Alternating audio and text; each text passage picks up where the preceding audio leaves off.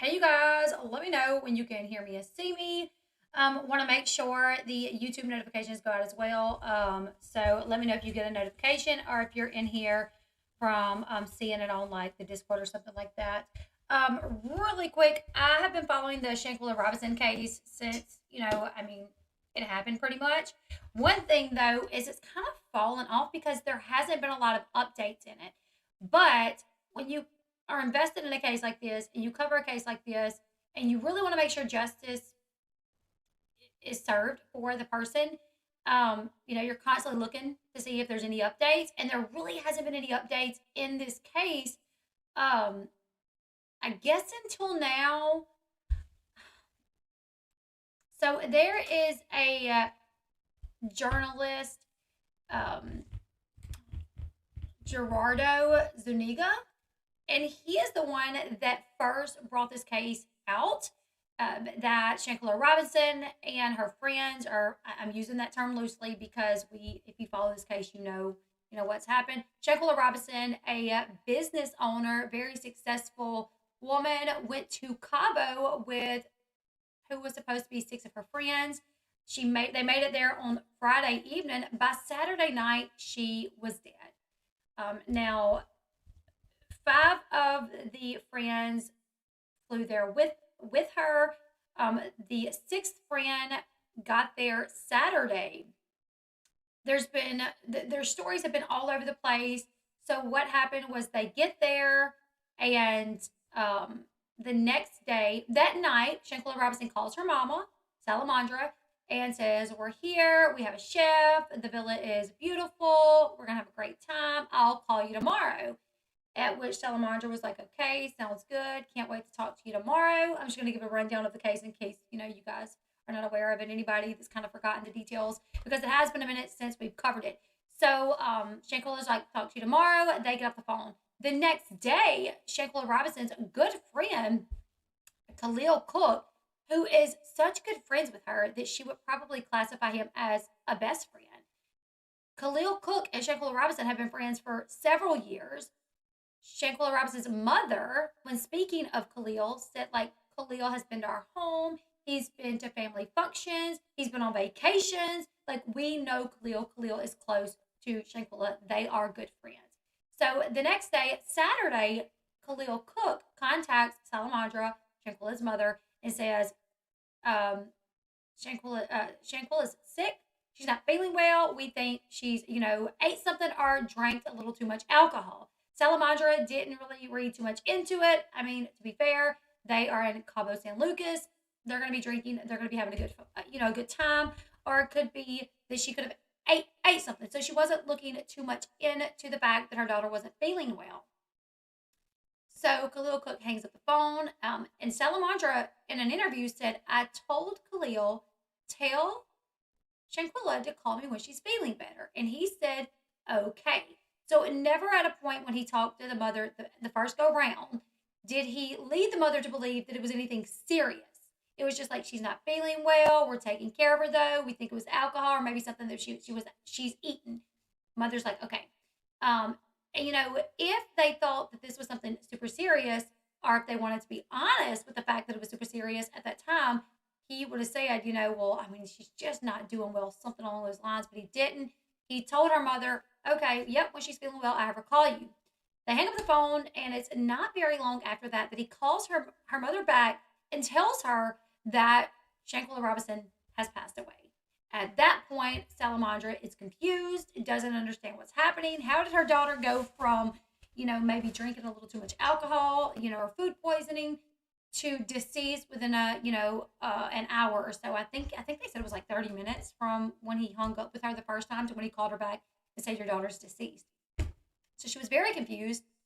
The Cabo 6 left Cabo, came back to the States. Several of them, Khalil, went to visit Shanquella Robinson's mother, and several days, you know, um, I don't know what happened. And he notes there wasn't even a fight, which was weird to Shanquella Robinson's mother that he noted a fight. Why would you say something like that? Of course, there wouldn't be a fight. She was there with her friends. What do you mean? Also, the mother notes that Khalil Cook was sweating like profusely one day, and everybody's story was she drank too much. Also, one of the days that Khalil Cook went to visit Shanquella Robinson's mother, he brought Winter Donovan as well as Dejanay Jackson, two of the other people that was with them on that trip. Now, her body was still in Cabo San Lucas, getting, autopsy and things like that. So when Khalil Cook came back, he brought her suitcase and everything like that. We don't know where the phone is. I've not seen anyone say where her cell phone is. There were reports that someone accessed her phone through like putting it up to her face and then transferred money out of her bank account. I heard that rumor. Don't know if it's true. Haven't like heard it, a little bit, but never heard any clarification on it if it's true or anything. So I'm not sure. But he brings back, her suitcase and everything. She's still in Cabo San Lucas. The parents had to it was like pulling teeth to get their daughter back to the States so they could give their daughter a proper burial. Now, Khalil Cook was at the parents' house almost every day up until the autopsy report came out stating that she had injuries consistent with being attacked. It was almost like she had she was decapitated inside. It wasn't like a complete decapitation, like head off from the body. It was like spinal decapitation. She had an extreme spinal injury that would be consistent with, being hit in the neck really hard or something along those lines. Now, once the autopsy report came out that she had no alcohol in her system, but she had injuries that would be consistent with a beating or an attack, Khalil stopped showing up at the family's home. Then a video surfaced online of Shanquella Robinson completely naked being attacked by who they think was Dejanay Jackson. They think the woman in the video that was attacking her was Dejanay Jackson. Everyone's standing around. Khalil Cook can be heard saying, "Dang, Quilla, at least fight back," at which she says no. There was also another video that was found. It was actually a video that Shanquella Robinson had taken where she's like walking out of her room and she's like, "Dang, you guys, it doesn't take that long to get naked. What are you guys doing?" Now, people have speculated that maybe they were going to go skinny dipping, maybe they were going to play a game. Either way, it seemed like they told her to get naked for some reason. So she went to get naked and then went to go find them. What are you guys doing? It doesn't take that long to get naked. And she walks into a room where everyone's like in the room talking. But when she walks in, they're all like, people believe that they were like plotting at that moment of what they were going to do to her because it seems like the attack against her was planned. That's a lot of people's beliefs is that it was planned. And when she walked into the room that day, she's naked. They all agree they were going to get naked for some reason, whether it was to go skinny dipping in the pool or whatever. She was the only one that got naked. She walked into the room and they all look really suspicious and they kind of chill out on talking. She's recording. So people tend to believe that, they were going to attack her then, but she came in recording and they had to kind of play it cool. Either way, those are some of the recordings that have come out. They say there's a second video that the police have of Winter Donovan attacking her. We don't know that for sure. The body was, sent back to the States. Her parents did bury her, and this was being investigated in Mexico as well as the States. But there was one reporter, Gerardo Zuniga. He is the one that really kind of brought this to the forefront to talk about what happened, and that's how like everybody kind of caught wind. Now her parents were on social media pushing this to trying to get it out, but Gerardo Zuniga was the one that had like information from over there about what took place. I also want to say he was the one that pushed that first initial video. So at first, everyone was like, this is the go-to guy that knows the information. He is an investigative journalist. He has, according to him, he has inside sources with like, Mexican police departments, FBI, all of this or whatever.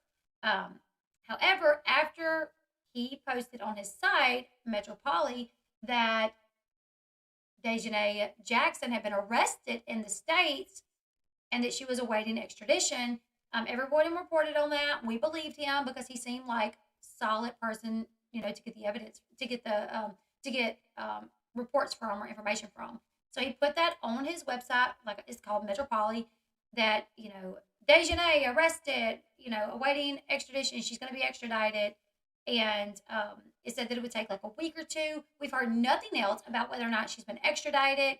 No mugshot has come out. No video of her being arrested. We've heard nothing as far as the Cabo6, which would include her, but the other five, everything's went silent with them. Nazir Wiggins, who was the sixth person with them that arrived that Saturday, he did a few live streams trying to clear his name, but it kind of made it worse for him, in my opinion, because what he said didn't match up to the reports that ended up coming out. He said, I got there Saturday. Nobody told me there was a fight. When I got there, Shanquella was like laying on the couch.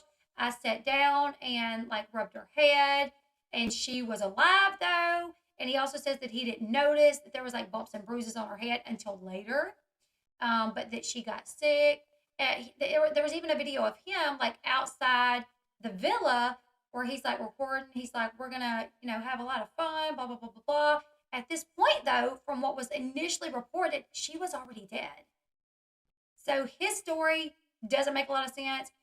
The information coming out has been conflicting with reports. Reports by the doctor has been conflicting from reports by the police. I mean, everything has been conflicting reports. So it's hard to know exactly what happened.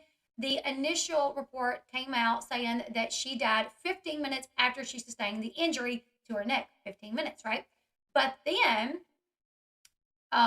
there was a report that came out saying like the doctor arrived and was there for like a couple of hours before Shanquella started seizing. And one thing that I noticed when we were talking about that report from the doctor, they talked about, she was on the couch, I think it said, and nobody said, Nazir didn't say that she was naked. The doctor didn't report that she was naked. The paramedics didn't report that she was naked. And I remember thinking, wait, she was beaten naked. I think she was killed naked. So did someone put clothes on her? Like what? Or was she beat up? Did not sustain the injuries that killed her right then?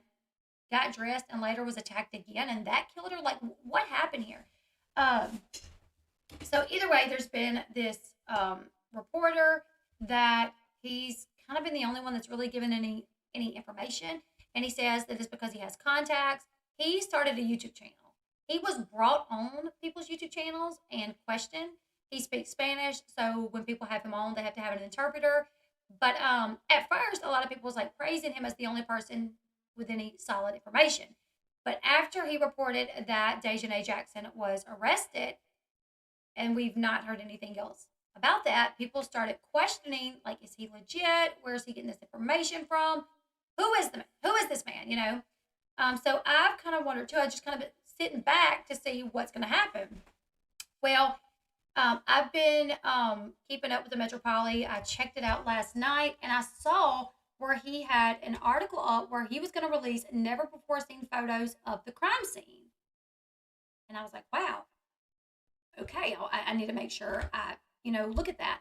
Well, he started a YouTube channel, and this is it. Let me see.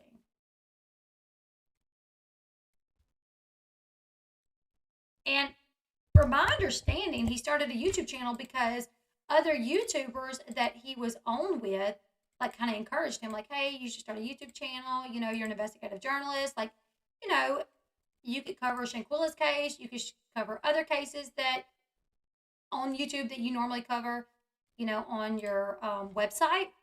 So from my understanding, he kind of took their suggestions and started a YouTube channel. And his very first video was never before seen images on the case of Shanquella Robinson.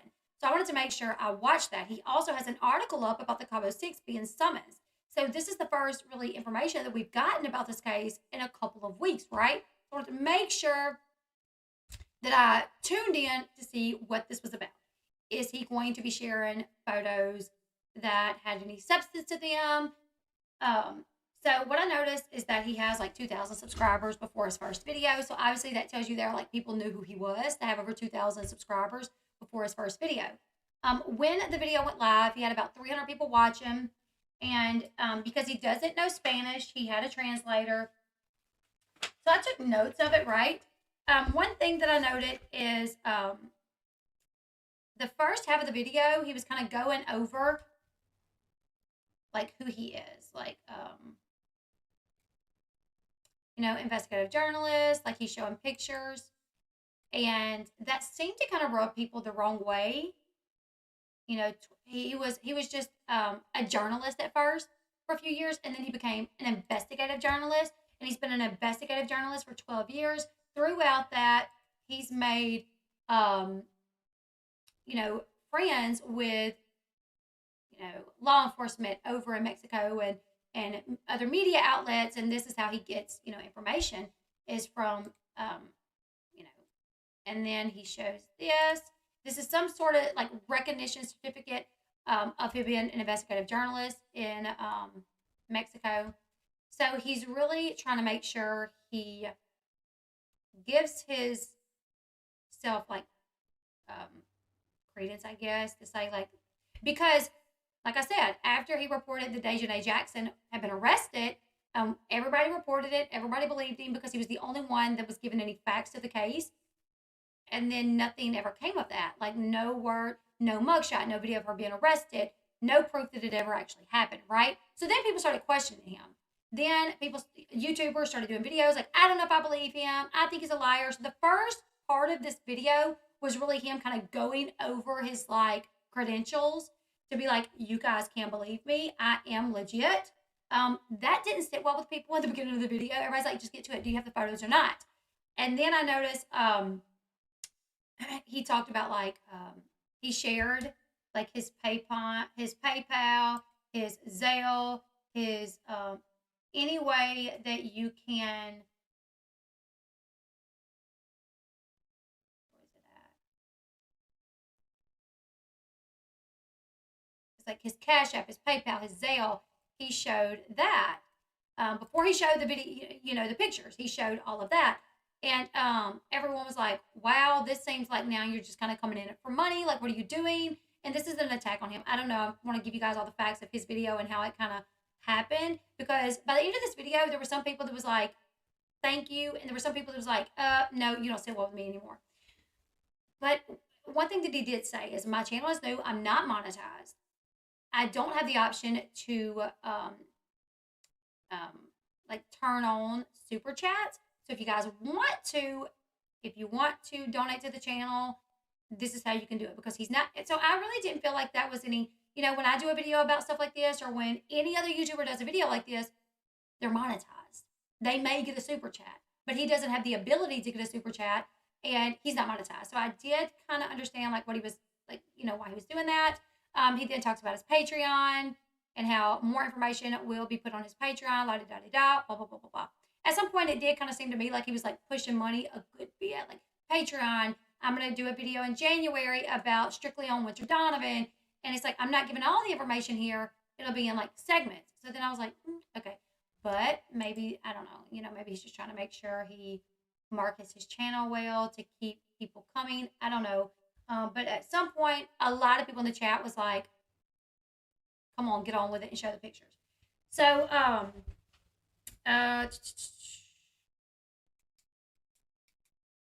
in this video, he talks about how he's reviewed a lot of the info being put out about Shanquella Robinson. I thought this was interesting. He says that he has reviewed a lot of the information and videos being put out on YouTube and stuff like that about Shanquella Robinson. Some of it's true, but some of it is false. He has been in contact with a lot of the media covering this case.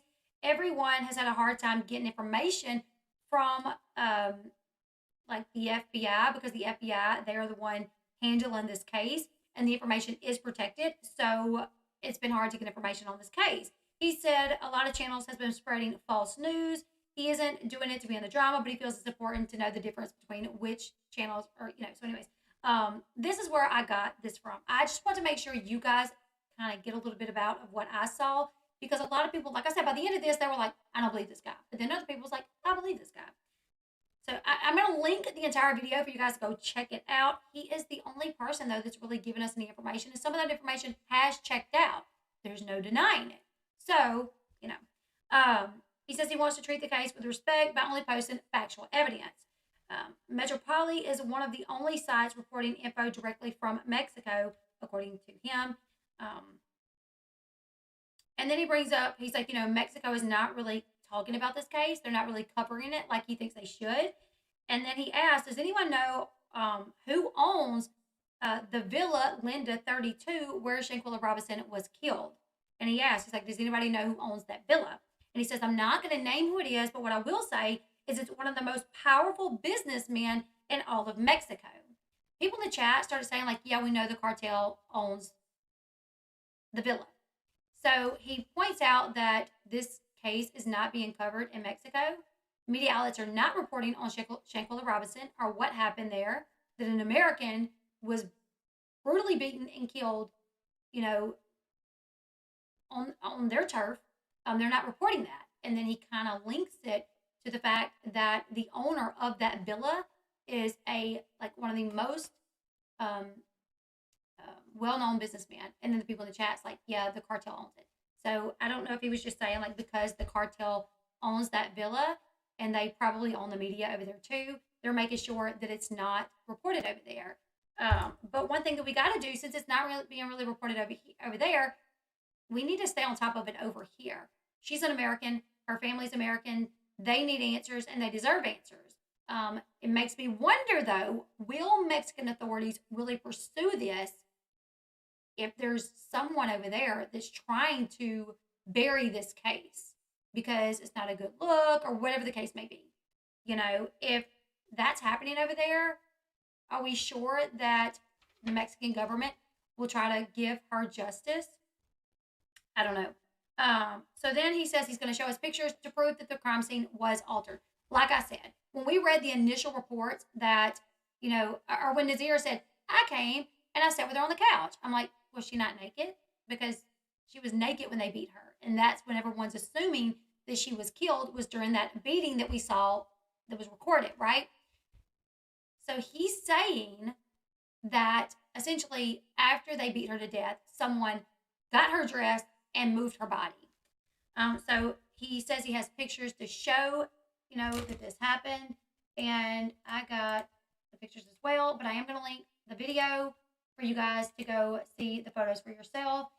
He did watermark these photos. They are his photos. I'm not trying to act like they're mine. I'm just going to kind of zoom in on them, know that they're his. However, I don't know how he got these. And that was confusing to me.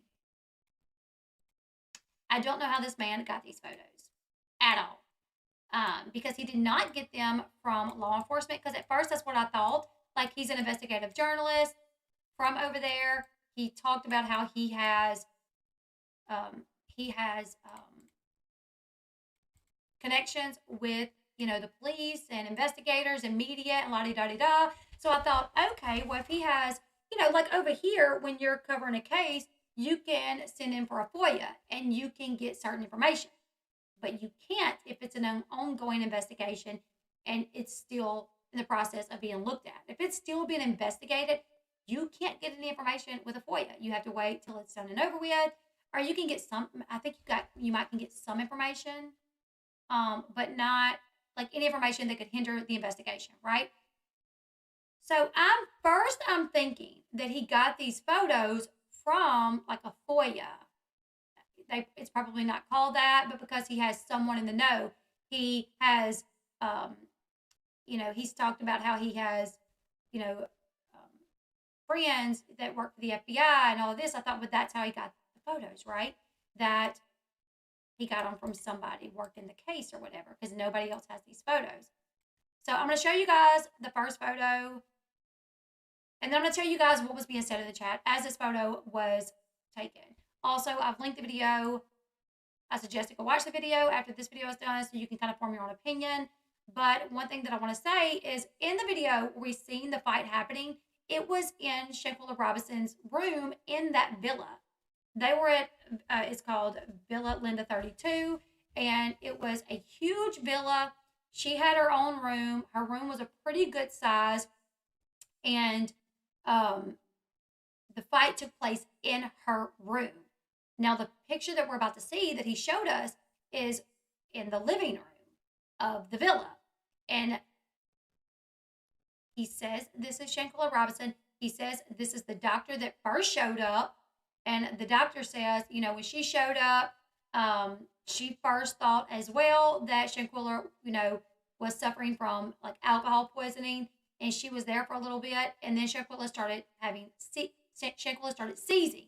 At that point, she said she attempted to do an IV, but she couldn't get it in. So she told Shanquella's friends, I suggest you guys get her to a hospital. She needs to be transferred to a hospital because she couldn't get the IV in her. But she did say it seemed like Shanquella could potentially have, drank too much.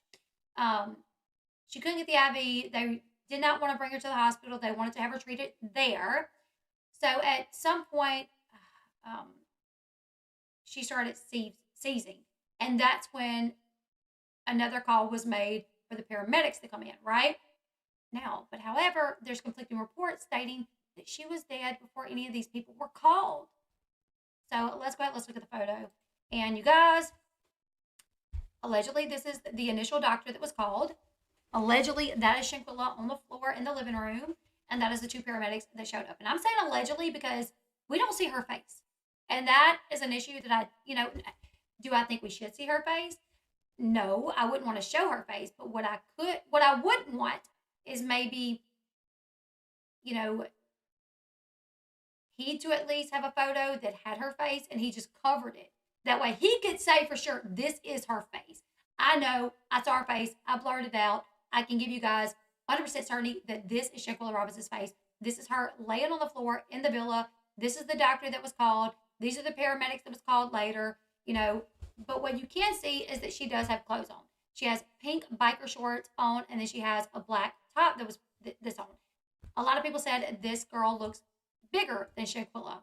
Then other people saying, well, when you die, your body starts to swell. So it could be because they were swelling.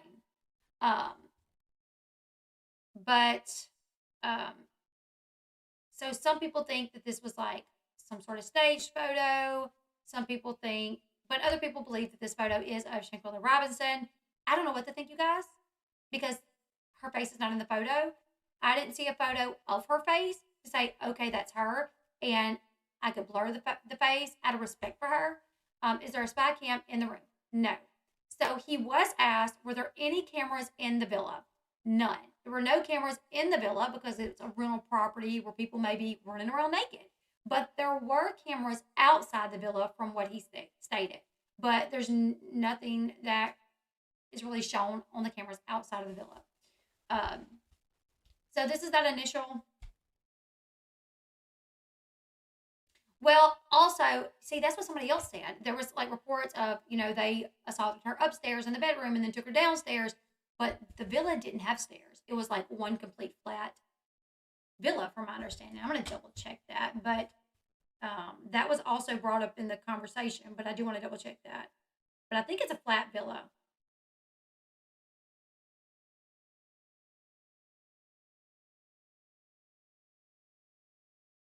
It's like 6,000 square feet or something like that.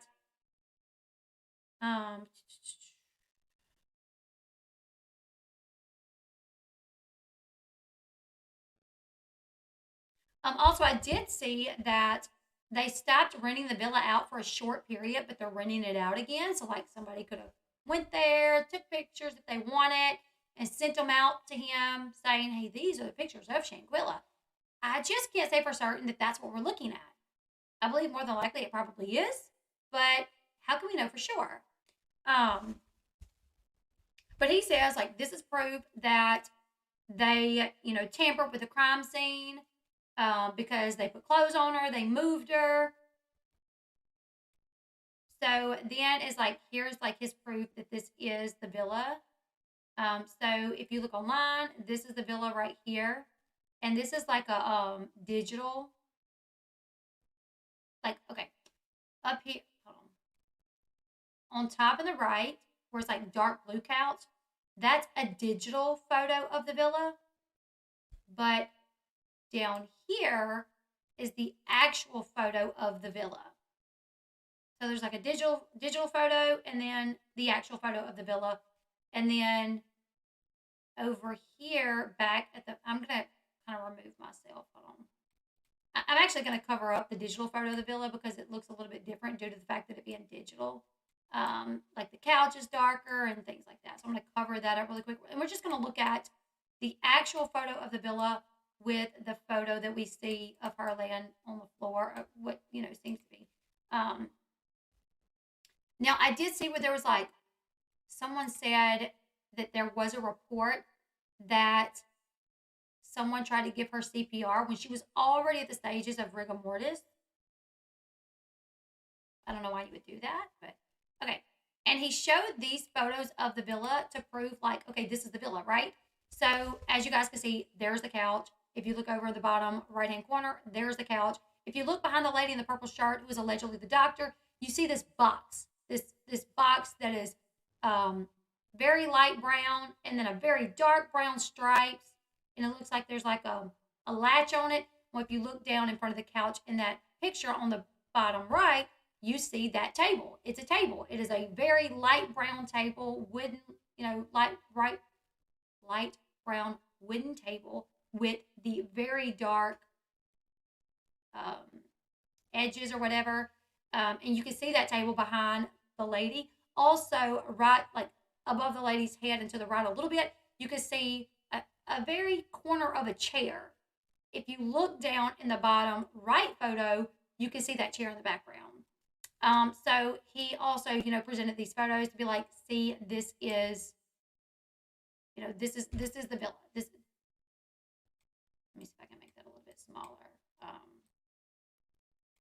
It gets interesting in a little bit when people start asking him like questions about who took the photos and blah blah blah blah blah. It's kind of throws me off a little bit. So as you guys can see, also behind the woman in the wall, there's like this indentation where it looks like there's like something sitting in it. Now, if you look at the digital copy of the photo, you see that indent into the wall where there's like a flower pot or whatever. And then the digital photo as well, you guys can see that like dark cherry wood entertainment center. And if you look behind the Red Cross emergency personnel, that dark cherry wood entertainment center. So he's just using these photos to be like, see, this is the photos. And here's where he circles some of the things to just kind of point out proof that this is the villa. If you look at the villa online, you can see the digital photos that show the entertainment center. And then if you look at the real life photos, here is when you walk into the door. From walking into the door, the dark doors open. You see that symbol on the floor, but looking from it from the other way, there's the doors and that symbol on the floor. So he's just trying to basically, lay the foundation out of proof that this is the villa. Then here's photos that was taken outside the villa the day that everything took place. When medical personnel showed up, someone took a photo of the ambulance along with one of the paramedics walking to, down the driveway or whatever. Once again, he points out, this is her room. The bottom left, the fight took place. She was naked, and now all of a sudden she's clothed and she's on the living room floor. Points out the chest that we saw. And then he basically just, once again saying they committed a crime. Penal Code of the State of Baja California, sir, Article 335, concealment to whom after the execution of a crime, help in any way the person included to avoid the investigations of authorities or to escape the action of justice, hides or favors the concealment of the person included of the crime or conceals, alters, disables, destroys, removes, or makes disappear indications, instruments, or other evidence of the crime, penalty from 6 months to 3 years in prison. So this is, I'm just showing proof that it is a crime to mess with a crime scene, hinder a crime scene, change a crime scene, anything like that. Now, I said immediately, I was like, wait, if she was killed while she was naked from the beating, Someone obviously got her dressed, right? Because Nazir Wiggins didn't say that she was naked. The doctor didn't say she was naked. The paramedics didn't say she was naked. So someone got her dressed. Um, so I already knew that, that obviously. Now, this is the weird thing about it. This is what does not make sense to me. He then answered questions towards the end of the video. And these are the questions that he was asked and the answers that he gave.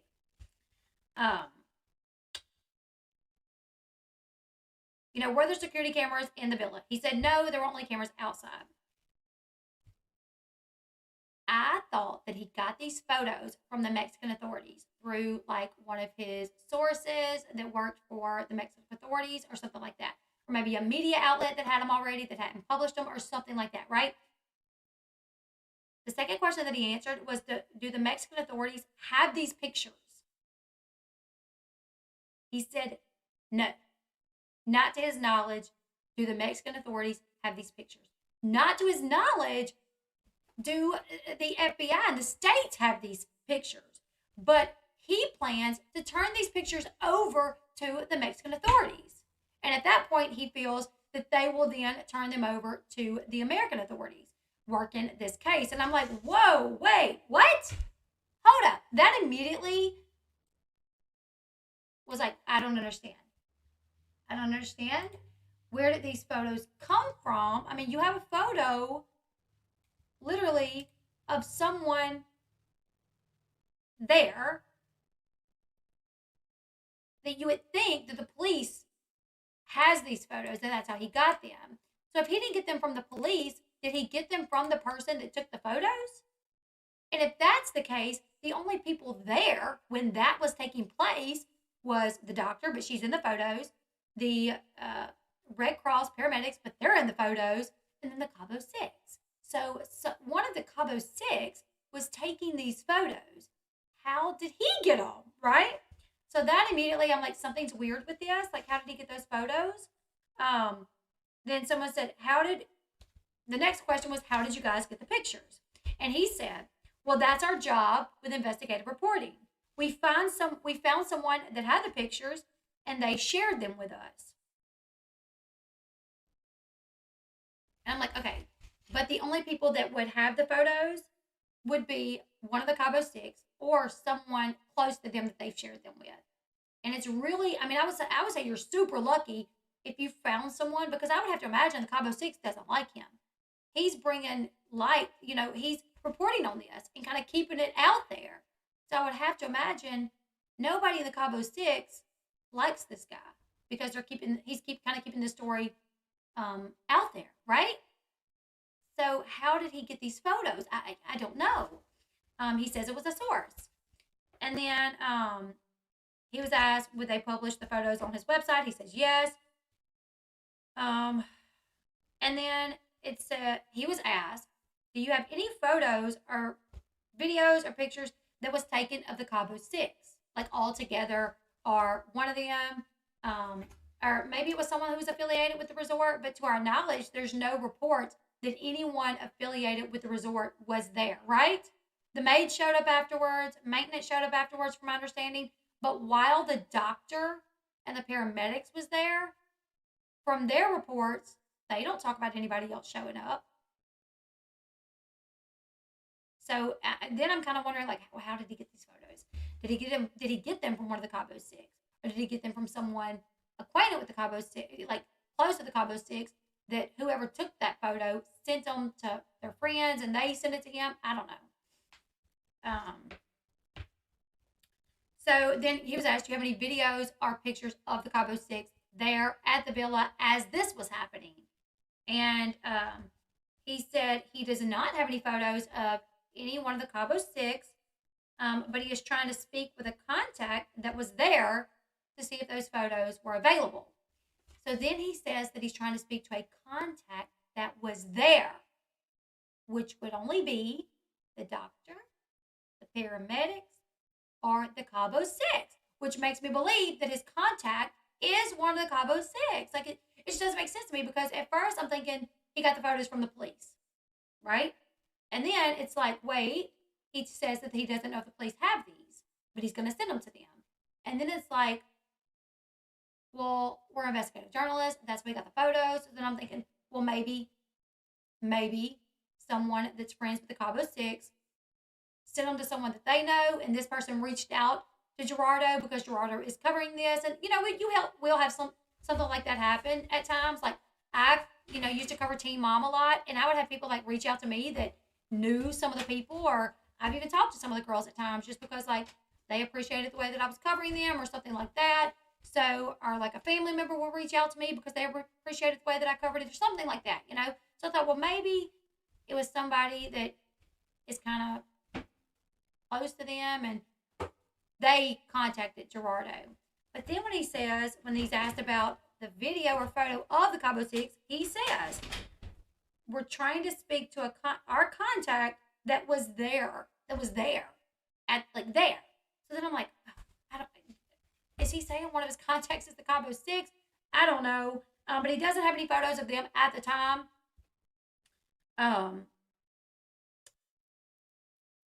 He then talks about how Shanquella was found. Now, according to reports, Shanquella was found in the living room. He was asked, what's up with Dejanay Jackson? He was the one that reported that she was arrested, that she was going to be facing extradition. So, can you give us any more information on Dejanay? Was she arrested? Do you have a mugshot?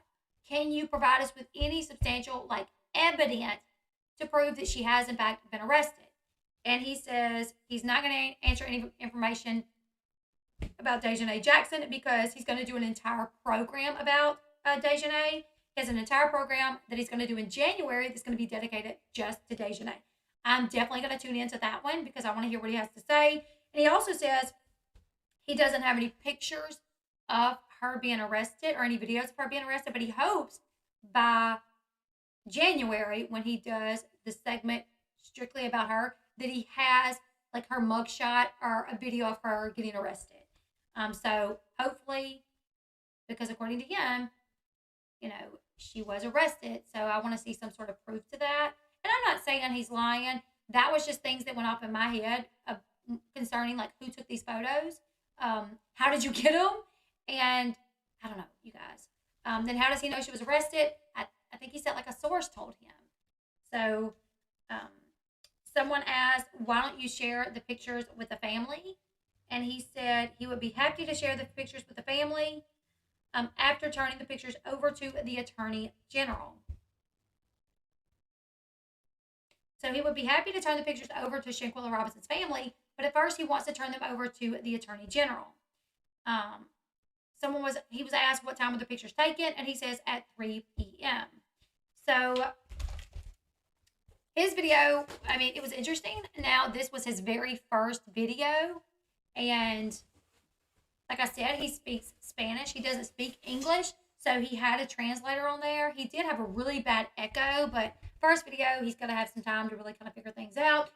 But that was one thing that really kind of sparked a question in my mind is, who is your source and how are you getting these photos? And how do we know that that's really Shanquella? How do we really know that's her? How do we know, yes, it seems like that's the villa, but how do we know somebody didn't go into that villa once they started renting it out again and stage these photos and then send them to him? If the police don't even have these photos, why would someone send the photos to him before sending them to the police? I don't know. Now,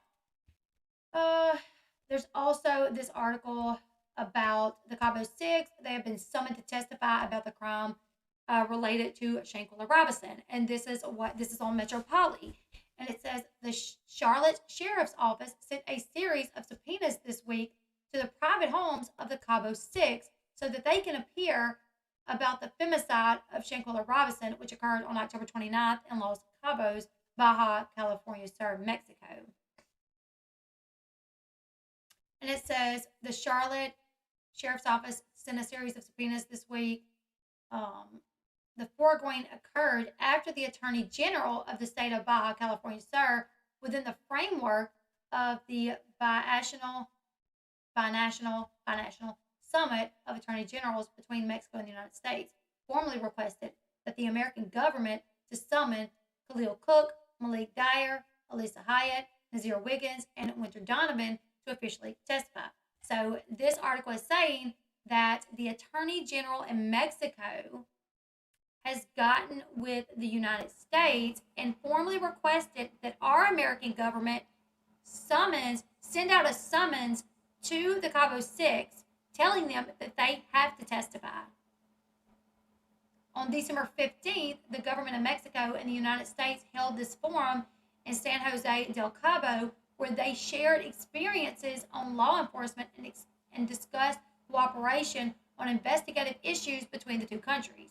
So basically, he's saying that they've come together, Mexican government and American government, trying to figure out how they're going to work through this investigation, considering that it's international, and they got to try to work together on figuring this out. The event was led by the governor of Baja California Sur, Victor Manuel Castro Casio, and the United States ambassador of Mexico, Ken Salazar. The meeting was regarding the legal situation of Dejanay Jackson, who is being considered a fugitive from justice as long as she is not brought to Mexico.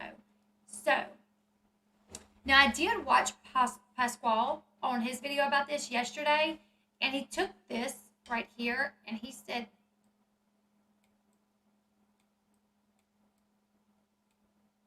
I watch him from time to time, and I like his content, but I kind of disagree with him on here, and you guys can tell me what you guys think.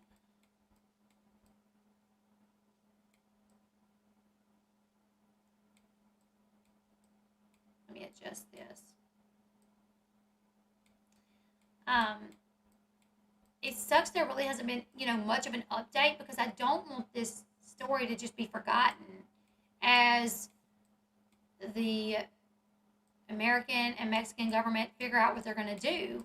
Like, I think they have more than enough to issue an arrest. Okay, so this right here, it says the meeting was regarding the legal situation of Dejanay Jackson. So American government, Mexican government come together. The meeting was regarding the legal situation of Dejanay Jackson, who is being considered a fugitive from justice as long as she is not being brought to Mexico. Our understanding is her case is currently being processed for extradition procedure, and the United States government will determine the exact date. Now, Pasquale was like, so does this mean she wasn't arrested? Is that what it's saying here? But I'm looking at it as I think she was arrested, and the Mexican government is telling the American government, as they're saying, we are considering her a fugitive until you guys extradite her. We need you guys to extradite her over here, and until then, we are considering her a fugitive. And then it's also saying that, it's currently being processed for extradition, and the United States government will determine when they're going to extradite her. Because Pasquale was like, to me, that seems like they're saying she hasn't been arrested. But to me, it seems like they're saying the American government has arrested her, but because they have not extradited her yet, Mexican government is looking at her as a fugitive. Is that what you guys are getting from this? Or are you guys getting that she hasn't been arrested? Because how can you be working on, how are you working on the extradition process if you don't have her in custody? How can you figure out an exact date to extradite someone on if you don't even have them in custody? How can they know that they're going to find her? How can they, how would you say, okay, yep, we're working on an exact date, so we're going to extradite her on January 5th. But how can you give that date if you don't even have her in custody and you don't know if you can get her in custody? What if she's on the run?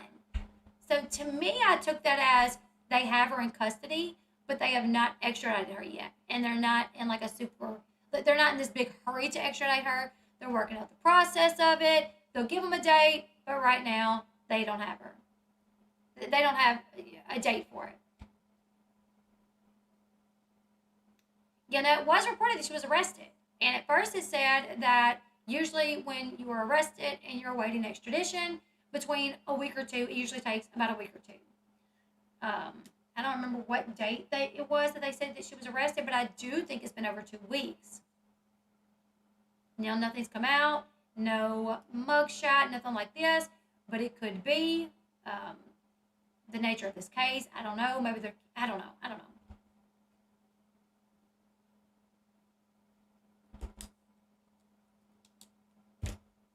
They stated as long as she is not brought to Mexico. Yeah. So I kind of took that as the states have her. They're working out the extradition process, going to get a date, but until then, she's considered a fugitive. Um, yeah, because they say it can take 20, 30 days from an extradition, so I guess they mean she's a fugitive until. Yes, that's what I took it as. Um, the governments of Mexico and the United States promised to do justice for the crime towards Shanquella Robinson. So the thing is if the United States government sent them out a summons saying they have to testify in New Mexico, why are they not being arrested? Every one of them, in my opinion, they're guilty of something. Aiding and abetting. What's that crime when you know that a crime has been committed but you don't go to the authorities? I did a video on everything that they could be.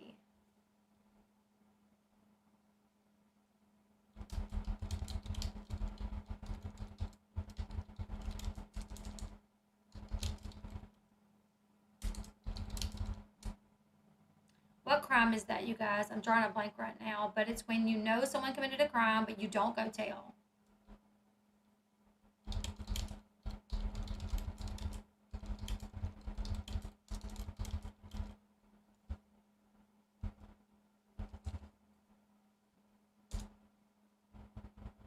Failure to report a crime, failure to report a death, aiding and abetting. So there was a few things that even withholding, yeah. So even if they were not the ones to physically touch Shanquella to result in her death, every one of them left knowing that she was dead and they knew why she was dead. Except maybe Nazir Wiggins because he wasn't there until later. You know, so it definitely makes me think, like, why are you summoning them to testify? They should be charged with something. But that's what Metropli is stating. Everyone has to be held accountable. I wouldn't spit my gum on the sidewalks in Mexico. That's the last place I want to be locked up. I know that's right.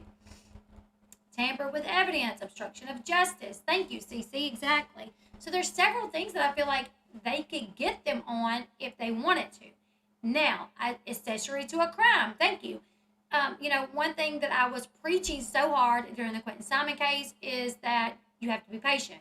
You have to be patient. Let them investigate. Let them get the evidence they need. But I don't know. In this one, I feel like, how much more do you need? There's a video of them, of one girl beating her. So I don't know. I don't know, you guys. They have the body. They know that the body had spinal injuries. They saw the fight. They know that the Cabo6 lied and said it was alcohol when she didn't have alcohol poisoning. So I'm just like, I feel like at this point you have enough to arrest every one of them. So what's happening here? I don't know. Maybe they feel like they need more. I don't understand. But there hasn't really been much updates in here. So that's kind of where we're at now. Those photos, which one can ask, is that Shanquella Robinson in the photos? How did he get them? He's just saying a source. Was it someone there? Is he speaking to someone with the Cabo6? I would have to, surely not. And I did put that, because I was in his chat. I was like, wait. Like, the only people there outside of the medical personnel was the Cabo6. One of them had to have taken the picture. Are you communicating with one of the Cabo6? If so, like, I feel like everyone there should be held accountable. No one spoke up. So are you speaking with someone that, in my opinion, did something wrong? I don't know.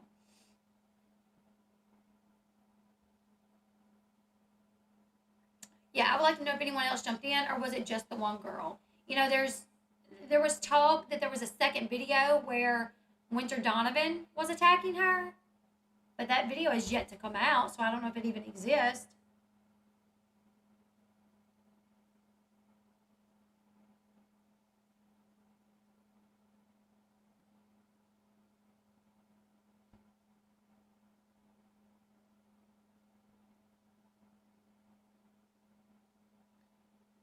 But I'm going to be, following Gerardo and following the Metropli. I'm going to be following his channel. Like I said, this is his channel. If you guys want to follow it as well, he's supposed to do another live stream. He said sometime in January, and it's going to be a program strictly for Winter Donovan. And if he knows that she's in jail, hopefully that's when he'll give us a mugshot, a video of her being arrested or something like that. But here's his channel, Gerardo Zuniga. He is the owner of the media outlet Metropli, and he's been an investigative journalist for 12 years. There were some people on there that was like, "You're a fraud. I don't believe you." So you could just kind of make up your own mind when you go watch it. But yeah, that's the only updates that we have. I think the video had been ditched or edited. Maybe so. Or maybe the police already had it. I don't know. Right, there's no such thing as an innocent bystander in this situation. Not at all. Not at all.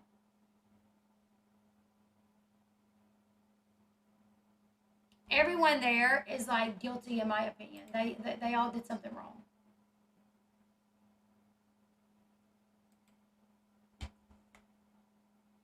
Can you guys still see me? I'm looking on my screen and it looks like I look crazy. Like I'm like paused.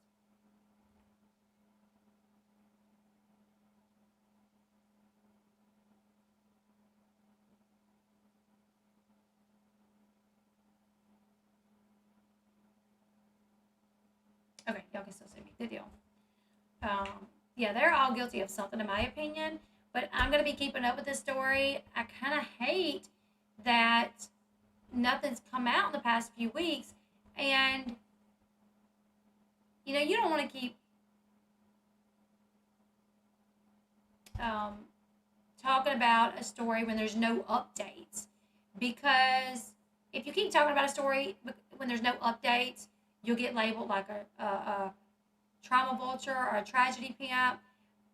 But this story is so sad. This young woman went over there with who she thought was her friends and came home in a box. Her parents thinking that she was going there with her best friend, Khalil Cook, someone that she could trust, and then she doesn't even make it back alive. It's a devastating story. So to go like weeks without any information and not covering it, I just kind of felt bad. I was like, we got to have some more information. Like, what do we know? Is anything else coming out there? Is an arrest made? Can someone arrest someone? Can we get some information on this? Can someone do something? So it sucks when, and I'm just a nobody. I don't know Shanquella from anyone. Can you imagine her parents sitting by idly just waiting for some daggum answers? Just waiting for some answers. Nothing. No information is really coming out.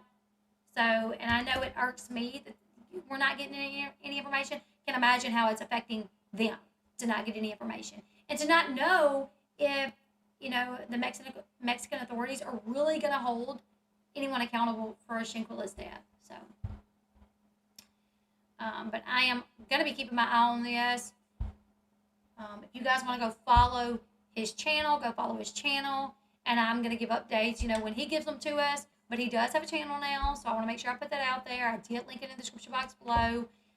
But yeah, I'm going to see if there's anything else we're going to do tonight. I may do one more for tonight. But you guys, leave me your thoughts in the comment section below. Make sure you give this video a thumbs up. Also, if you're new here and you want to cover this story, or you want to keep up with the story, not cover it, if you want to keep up with the story, make sure you hit that subscribe button. It would really mean a lot to me if you subscribe to the channel. When she was getting beat up, why would someone video it? It's so bad. It's so bad these days with people like this. Like, people literally sit back and watch people being beaten to death, and they're just like this. Like, put your phone down and help, or call 911. This is a human being we're talking about here. This is not, it's a human being, you know? So it's very sad. This case really had, I know, me too, Kim. Me too. But yeah, you guys make sure you give this video a thumbs up. I would really appreciate it. Help me get back into the YouTube algorithm, because I've really been working my tail off to, you know, work, and YouTube hasn't been doing me any favors. If you guys don't mind, thumbs up. Share this video if you would like. And I'm going to keep up the story, and I'll be back probably with one more video. Just make sure you are keeping your eyes in the Discord or on my channel. Make sure your notification bell is on. Laura Lee says if they have money, they will probably get away with it. That is the sad thing. That's the sad thing, is that, you know, that's rumors, is that people were paid off over there to change their statements. And Lord, if that's the case, like, what about, like, morals and having a heart? You know, thinking this is someone's daughter. You're going to just disregard, you know, your morals for a little bit of money? No. No. But people will. People will. I've seen it. People will literally just, like, morals out the window for money. And it's not okay. It's not okay at all. Yeah, Destiny, I think we're going to do one more.